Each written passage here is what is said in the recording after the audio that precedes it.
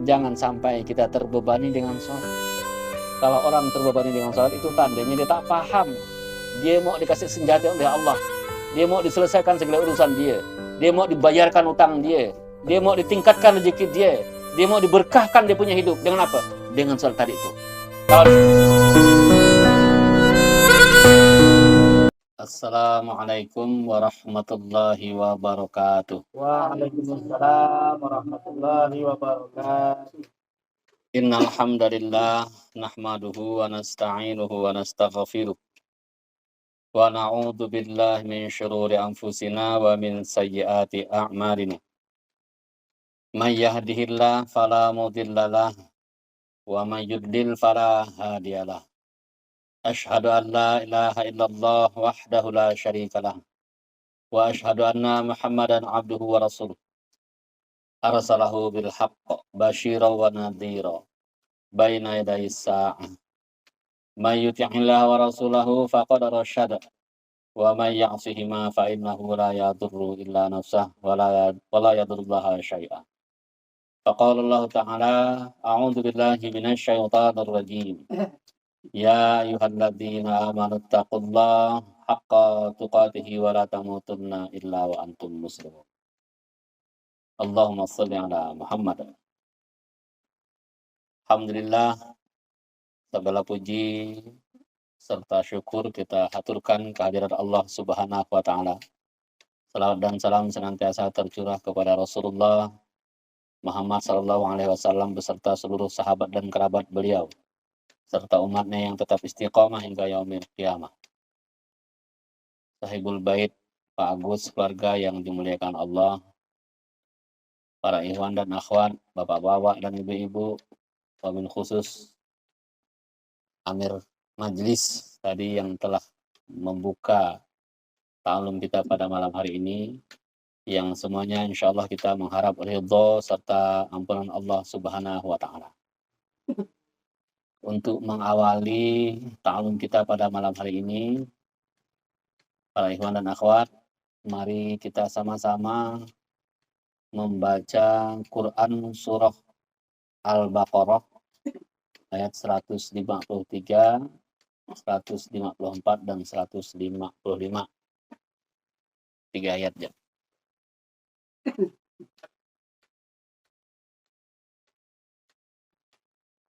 Udah dapat ke? Surah Al-Baqarah.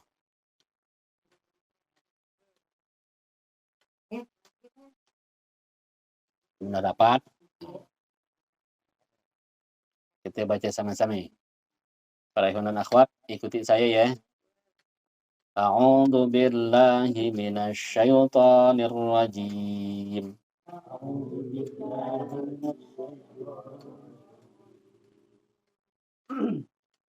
Ya ayyuhalladzina amanu ista'inu bis sabri was shalah.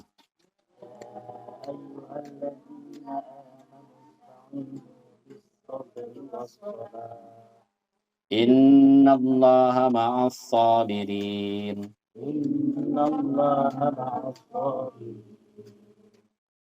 Wala taqulu liman yuqtalu fi sabilillahi amwat. ولا تقولوا لمن يقتل في سبيل الله أموات Bal ahya'u walakin la tash'urun. بل أحياء ولكن لا Walanabluwannakum bisyai'im minal khawfi wal ju'i wa naqsim minal amwali wal anfusi wath thamarat. ولنبلونكم بشيء من الخوف والجوع من الأموال والأنفس والثمرات Wa basyiris sabirin. Ya, alhamdulillah. Itu tadi Quran surah Al-Baqarah 153 sampai 155. Harusnya ditambah lagi sampai ke 157. Nah, nanti sama-sama mungkin kita hayati. Para ikhwan, alhamdulillah Ini adalah salah satu makna dari keberkahan. Apa yang berkah nih? Berkah pemanfaatan rumah tempat tinggal. Jadi salah satu untuk memastikan bahwa rumah kita itu berkah adalah digunakan untuk ibadah. Macam-macam memang ibadah nih. Yang dalam rumah kan sebagian besar ibadah kita dalam rumah kan Pak Ikhwan? Ya ibu-ibu ya. Sholat lebih sering di rumah ke atau sering di masjid? Di rumah. Insya Allah berkah. Tapi kalau untuk bapak-bapak, upayakan sholat yang 5 waktu yang wajib ya di masjid. Kata Rasul, sebaik-baik sholat itu di rumah. Kecuali sholat fardu. Kalau yang sholat nawafil, sholat sunat kata orang, itu yang terbaik di rumah. Bahkan sholat rawatib itu lebih baik lagi dilaksanakan di rumah. Umpamanya kita mau melaksanakan sholat subuh. Nah, sholat rawatib sebelum subuh yang 2 rakaat itu yang disebut sebagai sholat sunat fajar, itu bagus kalau dilaksanakan di rumah. Bahkan Rasul melaksanakan sholat fajar itu, sholat sunat fajar itu di rumah. Tapi memang rumah Rasul dengan masjid kan memang dempet, gitu ya. Sama dengan saya. Tapi ya lebih sering di masjid juga melaksanakan. Itu baik. Nah, sholat yang lainnya juga demikian. Semakin banyak kita gunakan rumah itu untuk beribadah, itu tandanya rumah kita berkah. Lantas berkah itu apa? Berkah itu adalah kebaikan yang terus-menerus. Bapak Ibu sekalian, semua manusia ini pasti punya dapat nikmat. Pasti dapat nikmat. Betul gak? Betul apa betul? Betul ya? Jadi kalau nikmat itu kebaikan yang secara umum. Pokoknya yang namanya nikmat itu setiap yang bertambah itu pasti nikmat. Umur itu nikmat. Tambah umur itu tambah nikmat. Kemudian rezeki nambah nggak kira-kira? Nambah. Karena kalau orang nambah usia itu pasti nambah rezeki. Allah tidak mungkin memanjangkan usia seorang hamba kecuali memang ada rezekinya. Kalau rezekinya habis, nah itu tandanya orang selesai lah. Jadi kalau orang yang meninggal tuh kita sebut kenapa dia meninggal? Udah habis rezekinya. Selesai sudah. Walaupun mungkin di depan mulutnya itu ada makanan, kalau udah habis rezekinya tak masuk ke mulut tuh. Dikeluarkan lagi. Nah, seperti itu. Jadi para hamba Allah sekalian, Bapak-bapak dan ibu-ibu yang dimuliakan oleh Allah Subhanahu wa taala, keberkahan itu adalah kebaikan yang terus-menerus. Kalau nikmat orang semuanya dapat. Semua makhluk itu semua dapat nikmat. Makanya itu adalah kebaikan yang secara umum. Terus, apakah setiap nikmat itu pasti akan menjadi berkah? Kalau nikmat itu adalah ujian daripada Allah Subhanahu wa taala, kalau orang yang mensyukurinya, maka dia akan mendapatkan keberkahan. Ternyata berkah itu tak mesti banyak. Bahkan ada pula orang yang Allah kasih banyak-banyak harta, kasih banyak-banyak dia punya nikmat, dia tidak mensyukurinya, tak berkah, bahkan jadi azab. Siapa kira-kira hamba Allah, manusia yang dulu Allah pernah ciptakan, Allah kasih, Allah bukakan seluas-luasnya harta kepada dia. Namanya Qarun. Tapi ternyata jangankan hartanya untuk menjadi berkah, bahkan menjadi azab. Allah tenggelamkan dia bersama harta bendanya. Azab itu. Nikmat, benar dapat nikmat. Apakah dia bersyukur? Tidak. Berkahkah dia? Tidak. Azab malah. Kalau berkah ini Masya Allah. Kita gunakan harta kita itu untuk ibadah. Di antaranya, kalau bicara tadi yang saya katakan tentang rumah, kita gunakan untuk ta'allum. Maka salah satu bukti rumah kita itu berkah, insya Allah salah satunya begini nih.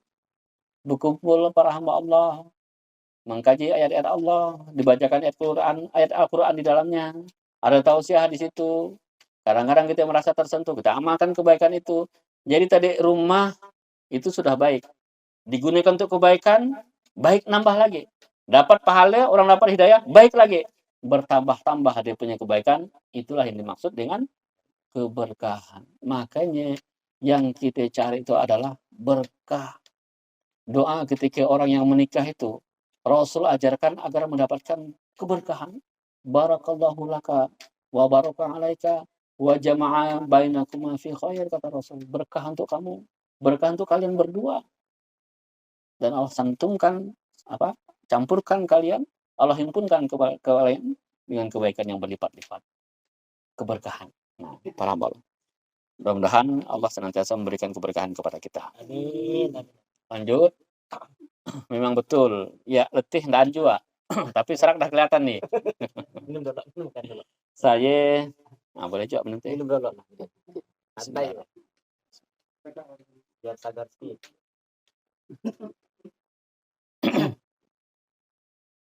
Karena udah sering izin, alhamdulillah. Udah sering izin dengan Bang Andi. Udah berapa kali dia WA, baik di sini maupun di sana gitu ya. Saya bilang qadarullah memang ada kegiatan gitu. Jadi tak sempat pula, tak bisa.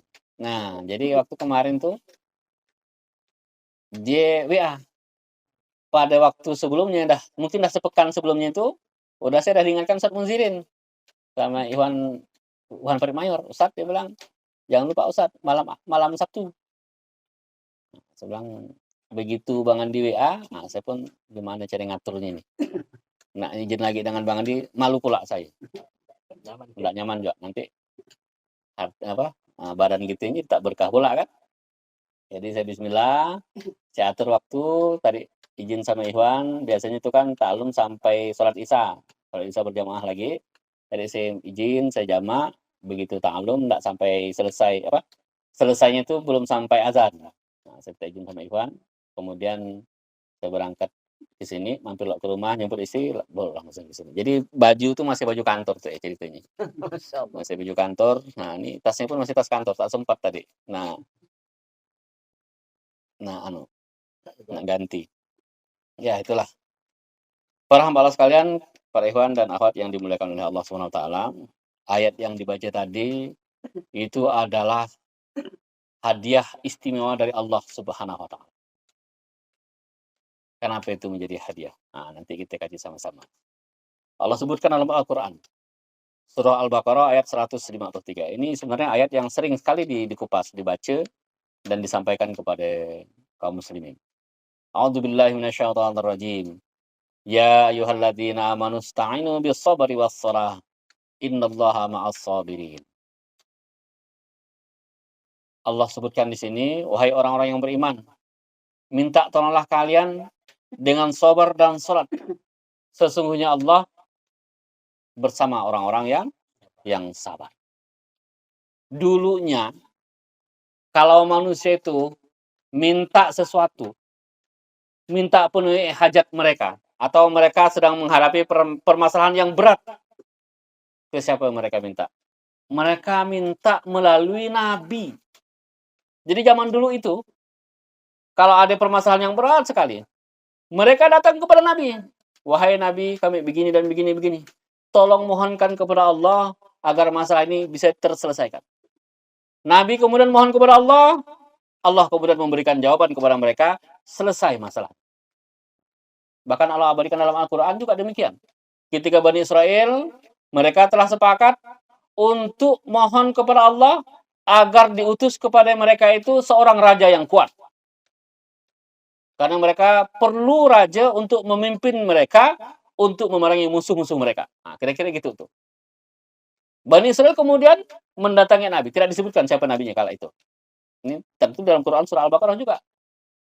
Terus akhirnya sang nabi itu mohon kepada Allah, Allah kabulkan. Cuman Allah kabulkan dengan cara Allah. Nah, inilah dia kalau kita berdoa itu, Allah bagaimana cara Allah ngasih itu serah kita atur-atur. Pokoknya ya Allah, aku mohon kepadamu uang 5 juta yang duitnya itu berasal dari ini. Enggak boleh begitu. Jangan diatur, bahkan jangan disebutkan jumlahnya. Jangan disebutkan pula dari mana asalnya. Jangan ngatur Allah. Kalau minta aja. Ya Allah, hamba mohon kepadamu, mudahkan rezeki, selesaikan uruskanku, sehatkan diriku. Nah, itu bagus tuh. Tapi kalau kita atur-atur nanti takutnya nanti tidak dapat, lalu nyesal pula aku minta segini. Nah, kan biasa gitu tuh. Tak apalah, yang penting ade. Nah, apalah Ustaz. Yang penting ade. Begitu dapat, ngapa pula macam ini. Barang awak minta memang jam asalkan ade. Nah, yang penting ade kan Allah kasih. Nah, makanya kalau minta itu Allahumma rzuqna rizqan wasi'an bila ta'bin wala nasabin innaka ala kulli syai'in qadir. Rasul contohkan begitu. Ya Allah, aku mohon kepadamu rezeki yang mudah, yang luas, yang banyak. Rasul mintanya begitu. Yang banyak. yang bertimpa-timpa, yang menumpuk-numpuk, minta kepada Allah ya begitu. Kita nak minta aja kadang-kadang pakai enggan-enggan. Ya Allah, nak apalah dapat motor walaupun second. Betul-betul dapat second yang mudah rusak. Naudzubillah, jangan begitu. Minta yang baru. Allah marzuqna sayaratan jadidan. Saya diajarin sama Ustaz Asbab itu. Minta kepada Allah tuh dibilang jangan mobil second. Allah marzuqna sayaratan jadidan. Jadidatan gitu ya. Ya Allah kami mohon minta kepadamu mobil yang baru. Ternyata begitu kita minta Allah kasih memang mobil yang baru, tapi beli tetap. Bukan belebik dari langit bukan. Kalau belebik dari langit nimpa kita mati pula gitu ya kan. Naudzubillah, enggak begitu cara kerjanya. Nah, jadi begitu dulu. Zaman para nabi itu begitu. Memang nabi itu tugasnya untuk menerima wahyu dari Allah. Selain itu mereka nabi itu memimpin manusia, memimpin umat manusia itu, umatnya untuk berjalan di atas ketaatan kepada Allah Subhanahu wa taala. Makanya banyak sekali mukjizat yang Allah turunkan kepada para nabi itu sebagai jawaban dari persoalan yang ada. Ibu-ibu, kira-kira yang paling paham, yang paling terkenal tuh mukjizat para nabi itu mukjizat nabi apa coba? Contohnya, zaman dahulu yang Allah, Nabi Musa. Apa itu mukjizatnya, Bu? Membelah lautan, tongkat jadi ular. Ketika membelah lautan itu sebagai jawaban dari mana? Dari persoalan ketika Bani Israel dikejar oleh Fir'aun. Di depan ada laut, di belakang orang ngejar. Allah perintahkan kepada Nabi Musa untuk pukulkan tongkatnya ke lautan, maka ternyata lautan terbelah menjadi jalan keselamatan bagi Bani Israel. Dan ternyata sekaligus untuk membinasakan musuh mereka, yakni Fir'aun dan bala tentaranya. Itu jawaban dari masalah mereka. Rasul yang minta. Bagaimana Allah ngasihnya? Terserah Allah. Tidak ada yang menduga itu. Bahkan ketika Nabi Musa memukulkan tongkat ke lautan pun tak tahu apa mau jadi. Tetapi yang paling beliau pahami adalah Allah pasti akan menolong mereka. Nah, para hamba sekalian, begitu diutus Nabi akhir zaman. Fa innahu la nabiyya ba'di, kata Rasul. Maka sesungguhnya tidak ada nabi setelahku. Diutus Nabi akhir zaman, tidak ada lagi nabi setelah beliau.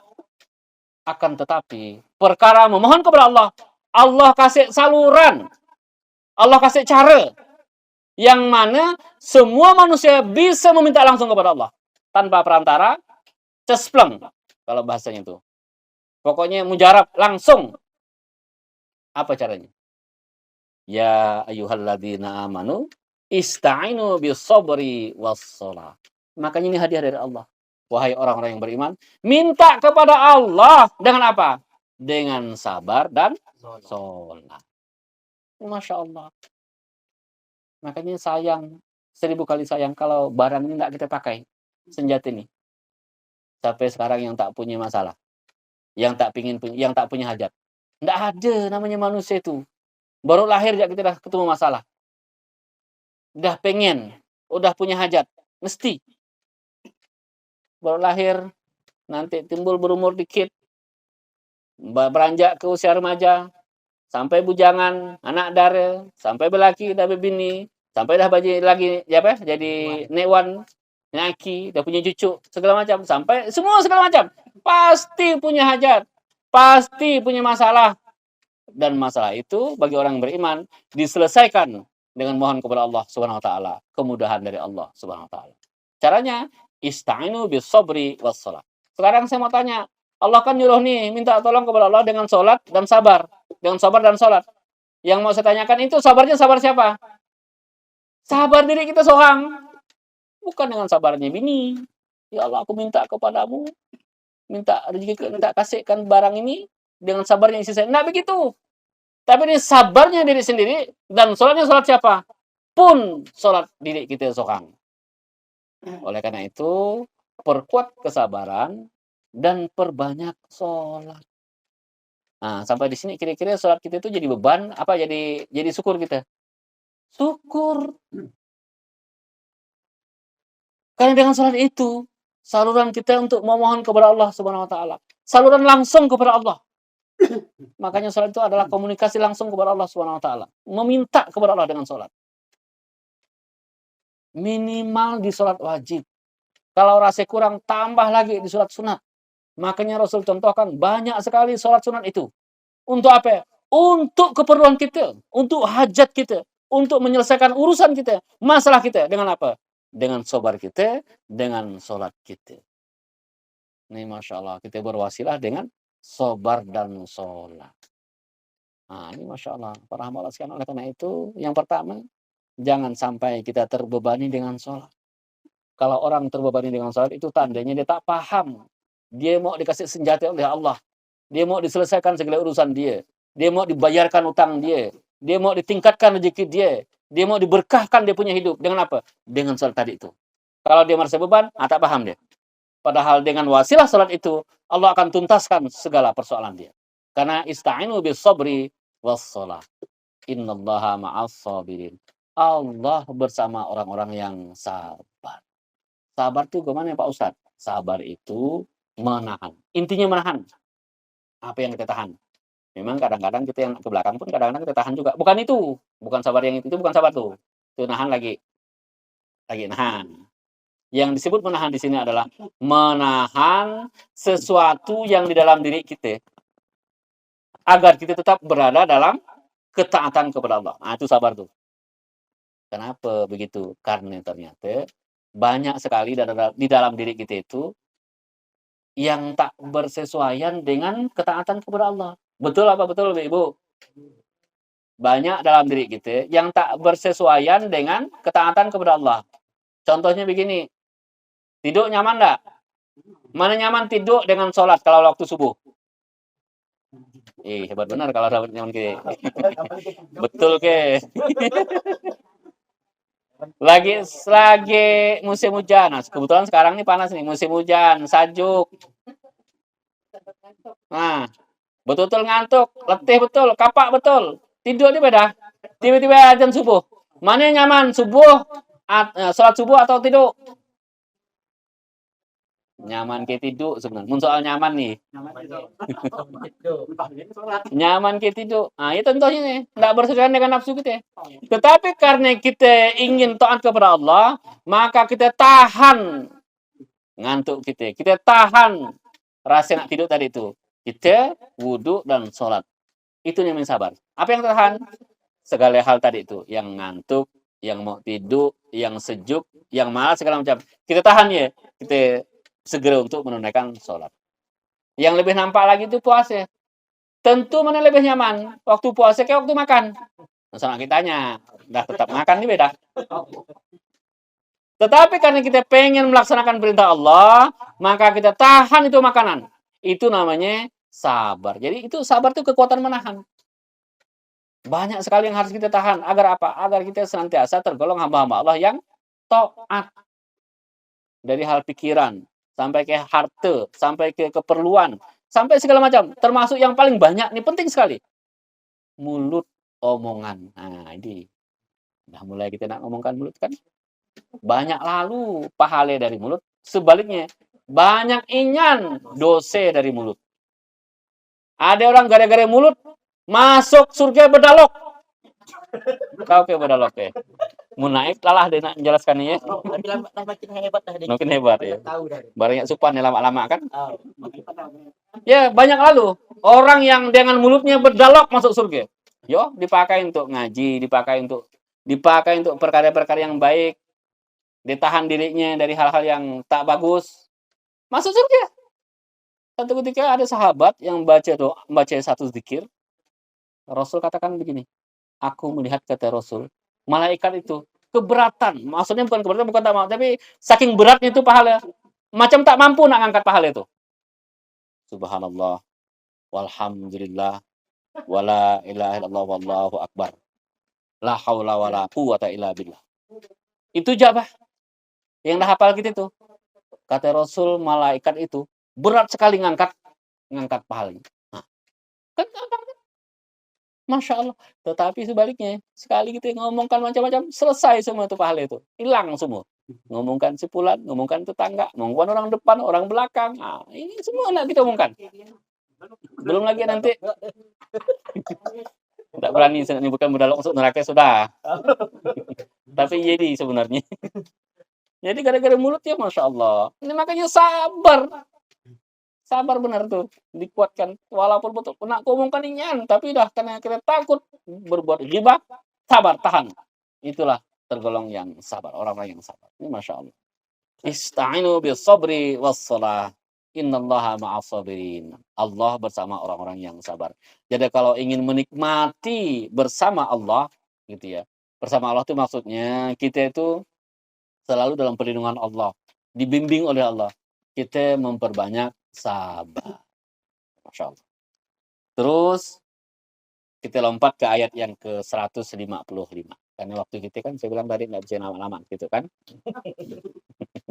Sambil saya ngopi, Ibu, ini maklum lah ada dituangkan tuh rasa pengen juga kita ngopi. Bismillah.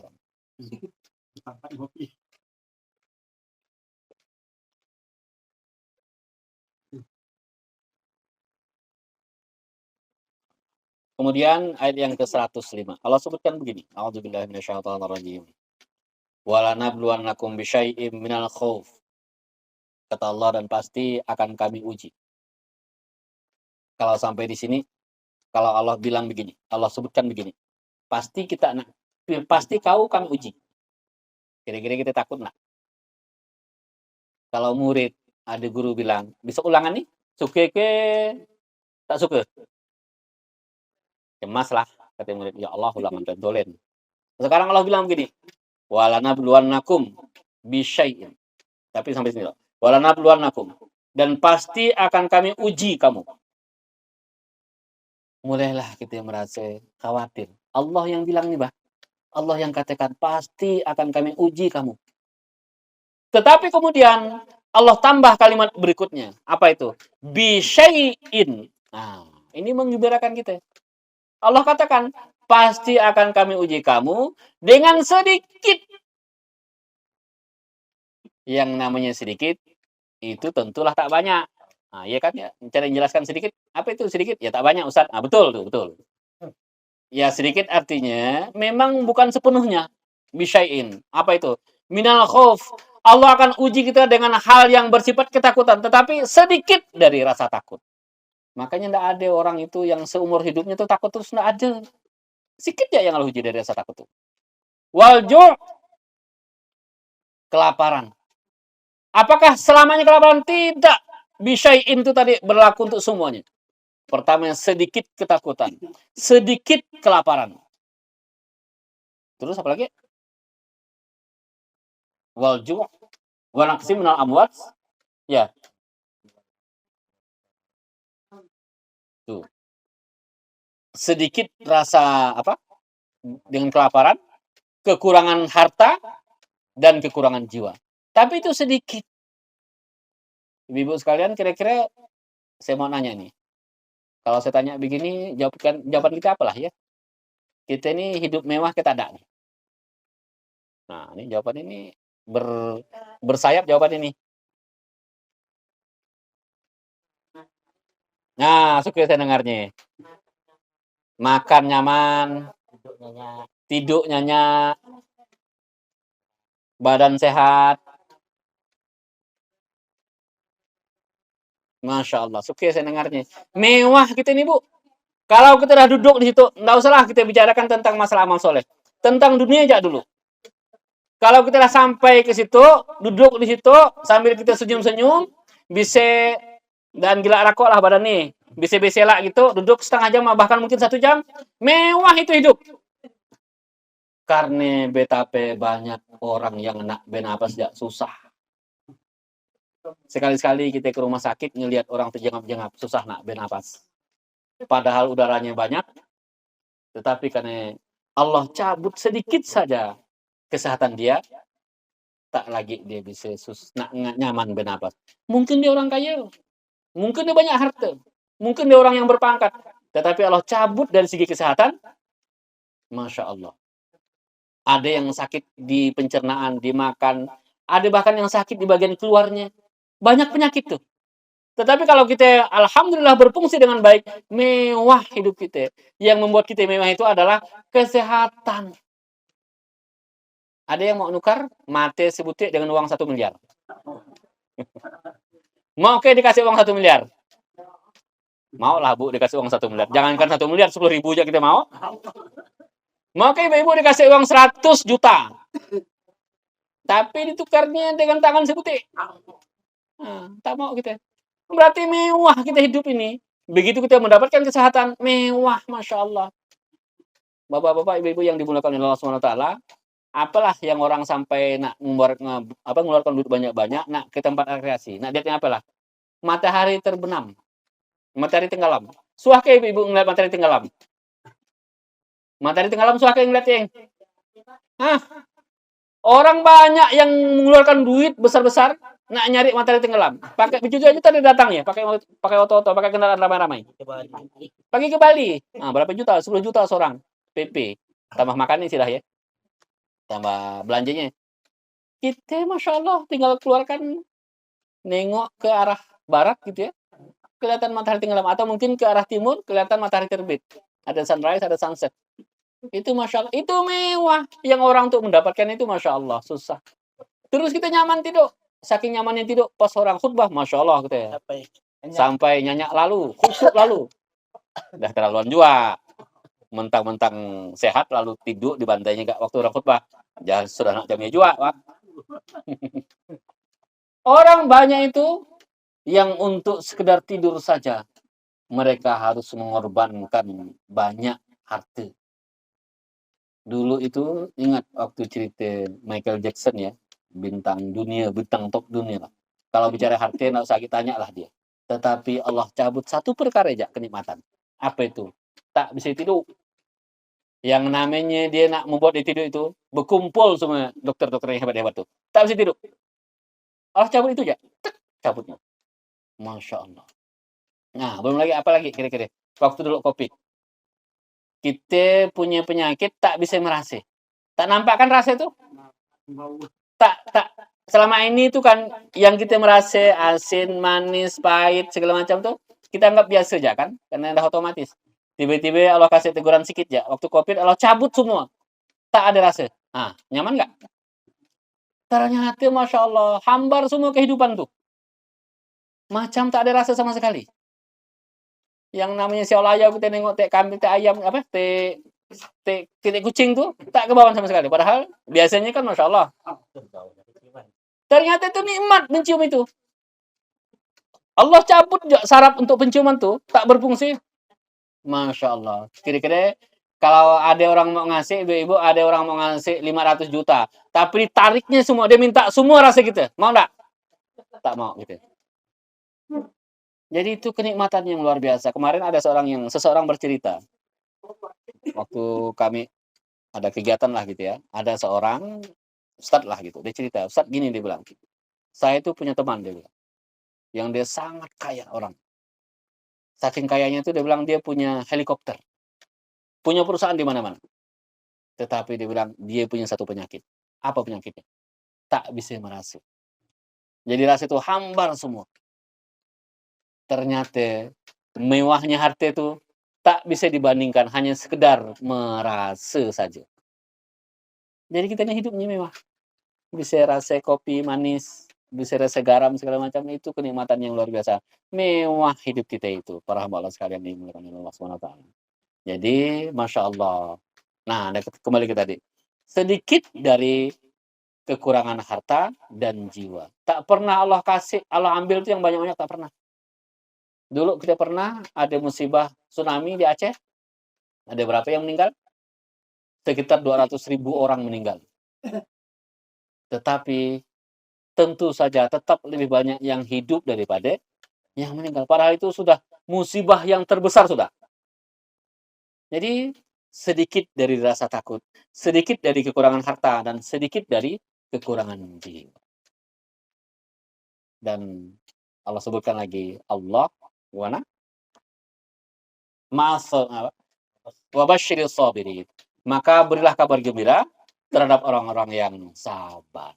Jadi para hamba Allah sekalian, perbanyak sabar, kuatkan sabar dan perbanyak sholat. Nah, terus yang terakhir ayat yang ke-156 dan 57. Apa orang yang sabar itu? Seperti apa mereka yang sabar itu? Alladzina idza asabathum musibatun qalu inna lillahi wa inna ilaihi raji'un. Yakni orang-orang yang bila ditimpa musibah mereka mengucapkan kalimat istirja. Inna lillah, sesungguhnya milik Allah semuanya. Wa inna ilaihi raji'un. Dan sesungguhnya semuanya akan kembali kepada Allah SWT. Para hamba Allah sekalian, ini kalimat hadiah dari Allah untuk umatnya Rasulullah. Kenapa demikian? Karena ternyata kalimat ini dulunya tidak pernah diturunkan kepada umat-umat terdahulu, termasuk para nabi. Tidak ada. Kita tidak menemukan riwayat atau melihat adanya ayat dalam Al-Quran, informasi gitu ya, yang kalimat istirja itu dipakai oleh nabi-nabi terdahulu. Padahal nabi terdahulu banyak yang terkena musibah. Contohnya Nabi Yakub, ketika dia mendengar kabar anaknya dimakan serigala, padahal itu kabar bohong memang, tapi itu kan kabar berita yang tidak mengenakan. Dia tidak mengucapkan kalimat istirja, dia cuma mengatakan betapa sedihnya hati. Ketika Nabi Yunus ditolak oleh kaumnya, itu tentu bukan berita yang baik. Kemudian dia mendapatkan diundi, ternyata nama dia yang keluar, itu juga sebuah musibah. Akhirnya dia dicemplungkan ke lautan, dia tidak mengucapkan kalimat istirja. Jadi Nabi terdahulu tidak ada mengucapkan kalimat istirja. Bukan tak mau, tapi memang kalimat itu belum Allah turunkan kepada para nabi. Allah turunkan kemudian kepada Rasulullah melalui Al-Quran. Alladzina idza asabathum musibatun qalu inna lillahi wa inna ilaihi raji'un. Nah, kata Rasul, ucapkan ini untuk segala macam bentuk musibah. Yang namanya musibah itu sesuatu yang tidak kita sukai. Tiba-tiba kita masuk ke rumah, ada teh kucing. Musibah kah? Musibah, ucapkan innalillahi wa inna ilaihi raji'un. Sumpah serapah, memanglah kucing, orang namanya nggak binatang, dia kata sekolah. Mana dia ngerti? Kalau di sekolah kalah nanti gitu. Jadi ucapkan kalimat istirja. Nengok istri, ibu-ibu lagi masak, angus pula. Lupa matikan kompor, angus. Jangan nyumpah-nyelapah dulu. Memang jangan itu dulu. Inna lillahi wa inna ilaihi raji'un. Kita kadang-kadang ini orang meninggal baru kita ucapkan itu. Begitu kita ucapkan kalimat istirja, siapa yang mati? Bukan. Itu benar, itu benar. Tetapi bukan hanya itu. Semua segala macam musibah kita pakai kalimat istirja itu. Bahkan kata sahabat disebutkan begini, Abu Bakar itu sekedar tali sepatunya copot, terlepas, dia mengucapkan kalimat istirja. Kata Rasul, ucapkan itu meskipun hanya sekedar tali sepatumu terlepas. Kalau yang pakai sepatu. Nah, kalau yang pakai sandal, mungkin sandalnya terlepas gitu ya. Semua musibah kita ucapkan kalimat istirja.